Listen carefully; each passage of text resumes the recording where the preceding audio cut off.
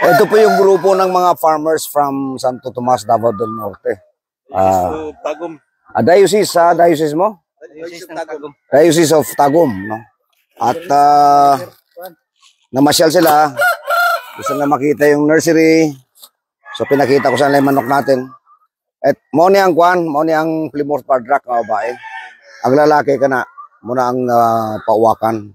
Atong oriental. Pangitlog lang ni sir. Pangitlog ni siya. So, actually dual purpose ni karne gapon pero medyo nipis sa gawas. So, gi-cross na ako sa oriental para mubaga ang lawas. Okay. Kini itong bago nga variety sa rambutan. Muna itong Malaysian Jade. Oh. Pula siya.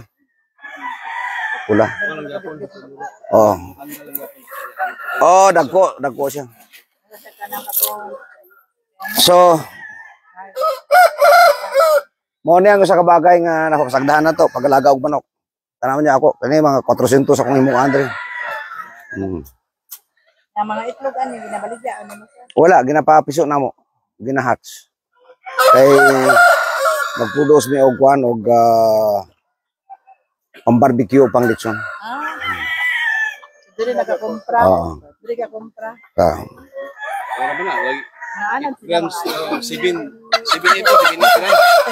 Pang lechon, 7 Oh, mga 900 grams. 900 grams. Okay. Kahit lugan. So kita nyo, simpleng bagay. Kanya tanawan nyo, tungo kay na yung manok, walay sagbot. Di na ko maglimpisa. Pero di sila manglupad, buko naman ang kuran. Bagbalik-balik naman na sila. Okay naman. Okay. Ay pagkaon diri dagan. Oh, kung asa ang pagkaon dito na sila. Alright.